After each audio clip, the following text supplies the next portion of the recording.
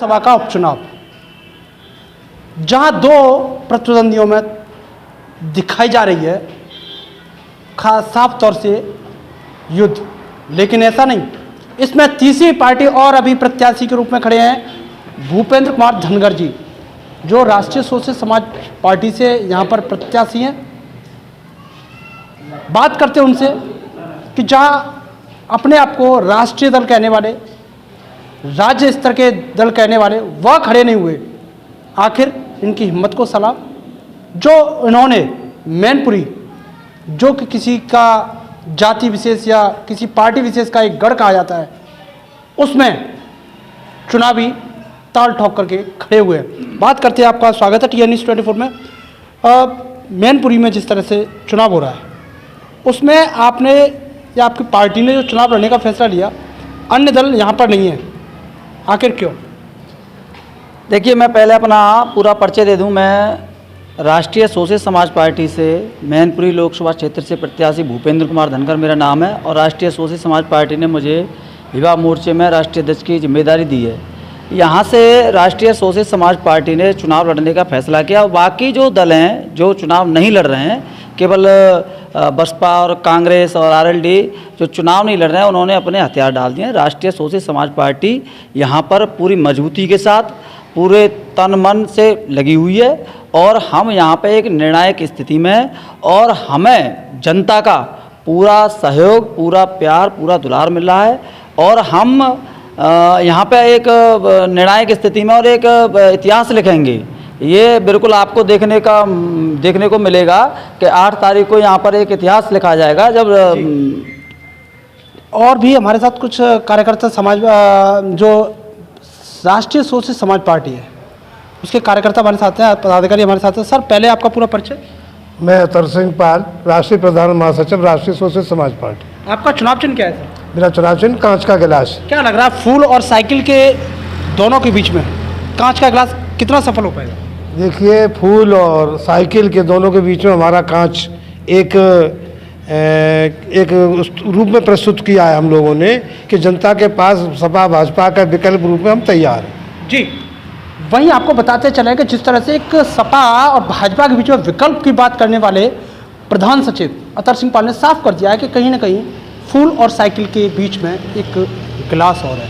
और आइए बात करते हैं जाके वरिष्ठ समाज सेवी रवि पाल जी से, जानते हैं उनका राय है कि किस तरह से जनता के बीच में जा रहे हैं, जनता का क्या रेस्पॉन्स मिल रहा है। रवि पाल जी, पहले आपका स्वागत है, और मैं चाहता हूँ आप अपना पूरा परिचय हमारे दर्शकों को दें। मैं किसान नेता रवि पाल सिंह, एटा का निवासी हूँ, और राष्ट्रीय सोशलिस्ट समाज पार्टी को अपनी किसान यूनिट की तरफ पूरा समर्थन देता हूँ, क्योंकि जिन मुद्दों को लेकर राष्ट्रीय सोशलिस्ट समाज पार्टी मैनपुरी के चुनाव मैदान में उतरी है, शिक्षा, रोजगार, सड़क, जो कि अभी जिन्होंने सरकार बनाई है उन्होंने लोगों को रोजगार देने के लिए कहा था, शिक्षा देने के लिए कहा था, किसानों के लिए कहा था, उनकी एक भी मांग पूरी नहीं की है। उसको लेकर राष्ट्रीय सोशलिस्ट समाज पार्टी प्रतिबद्ध है और लड़ रही है।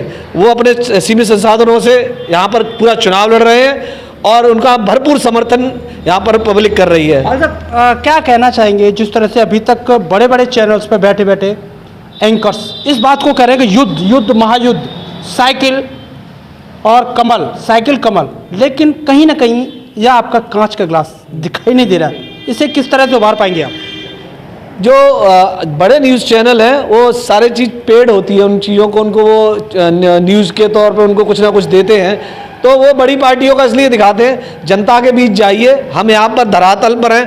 आपके सामने बड़ी पार्टी एक बसपा भी है, वो तो चुनाव मैदान में ही नहीं है। बाकी की राष्ट्रीय सोशलिस्ट समाज पार्टी यहाँ जो गरीब मजबूर लोग हैं उनकी आवाज़ को लेकर लड़ रही है।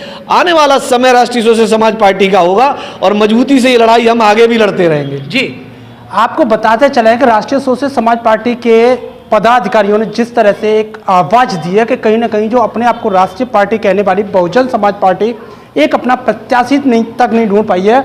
वहीं अगर हम कुछ अन्य लोगों से बात करें, जानते हैं उनकी राय है कि आखिर सपा ही चुनाव लड़ रही है, केवल सपा चुनाव लड़ रही है यहाँ पर, अगर देखने वाली बात हो, क्योंकि जिस तरह से पार्टी ने, भाजपा ने पूर्व सांसद थे जो कि सपा से बिलोंग करते थे, उन्हीं को पार्टी ने टिकट दिया है, तो कहीं ना कहीं क्या लगता है? बात करते हैं कुछ अन्य लोगों से। आपका परिचय? मैं विनय कुमार धनगर, कानपुर से। यहाँ पर बसपा प्रत्याशी नहीं उतार पाई, कांग्रेस ने अपना कोई प्रत्याशी नहीं उतारा, समाजवादी पार्टी से माननीय नेताजी की पुत्रवधू एवं पूर्व मुख्यमंत्री की धर्मपत्नी डिंपल यादव जी हैं, वहीं समाजवादी पार्टी से पूर्व सांसद रहे शाक्य जी हैं। तो क्या कुछ लग रहा है कहीं ना कहीं चुनाव समाजवादी पार्टी का ही हो रहा है? जी देखिए, इसमें तो हम ये नहीं कह पाएंगे, लेकिन मैं अपनी तन मन धन से और तन्मयता से लगे हैं। हमारी पार्टी लगी हुई है, हम लोग कानपुर से भी आए हैं, एटा से भी आए हैं, सभी लोग अपने पार्टी में लगे हुए हैं, सभी लोग एक साथ। क्या क्या संदेश लोगों के बीच में जा रहे हैं, तो क्या कुछ बातें रख रहे हैं अपनी पार्टी की तरफ से? हम अपनी पार्टी से यही बोल रहे हैं कि जैसे आपकी बड़ी पार्टियां बोल रही हैं, सभी लोग बोल रहे हैं कि हम किसानों के लिए ये करेंगे, गरीबियों के लिए ये करेंगे, जो भी है अन्य अन्य चीज़ें जो, लेकिन उसमें खरे नहीं उतरे हैं। हम लोग उस पर बिल्कुल खरे और दम से, बिल्कुल ताकत से उतरेंगे। जी, अब बात करते हैं भूपेंद्र जी से, जो यहाँ के प्रत्याशी भी हैं।